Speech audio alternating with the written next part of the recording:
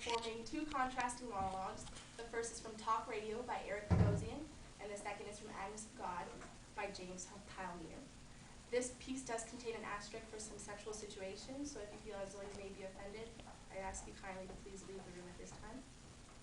And I proudly represent Troop 647.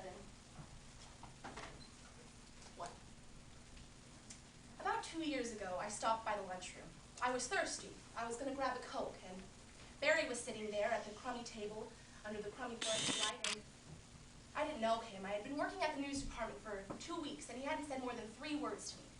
He was just sitting there, staring at an empty bag of ashtrays and butts, and he was just sitting and staring. So I asked him if anything was wrong, and he looked up at me and he said,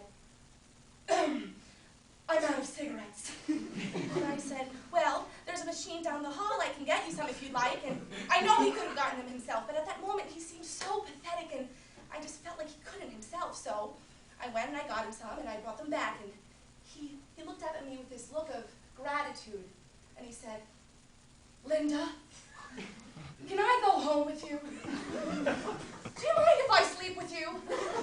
I mean, now, I've had a lot of guys come on to me in a lot of interesting ways, but this one was particularly interesting. I mean, I didn't say yes, I didn't say no. We just went to a diner, and I watched him eat a bacon cheeseburger. He was talking about something, I don't remember what it was something interesting. Oh yes, euthanasia. I remember because the whole time I'm thinking, wow, this Barry guy really has a way of smooth talking a girl. So, of course, we ended up at my apartment, and he's so nervous.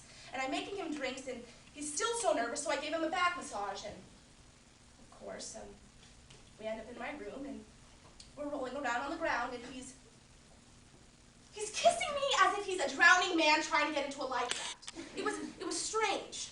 So I gave him some time to himself, and I went into the bathroom to get myself a little dolled up, and 2 seconds later I come out, and he's on the bed, curled up in a ball.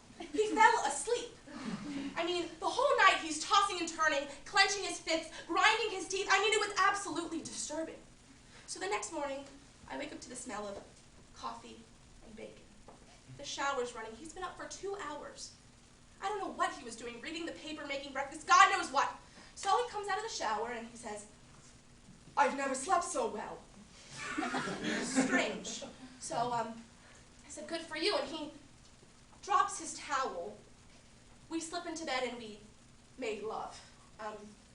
Since then, we've spent about a dozen nights together, and let me just put it this way. Barry Champlin is a nice place to visit, but I wouldn't want to live there. Not all saints are crazy. In fact, most of them were a little bit out of their minds. But not anymore. No, we're born, we live, we die. Some still are found with faith, but we cut that cord very quickly. We're all trailing clouds of glory. We find one with faith, they're gone. We're all sensible men and women, feet on our ground. Money in the bank, innocence trailed under feet. No one must be found with a delusion. And if they are found crazy. No freaks here. And I say to you,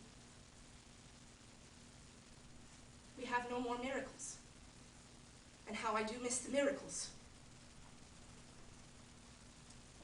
And then the closest we come to one is in the bed. And all hope is lost.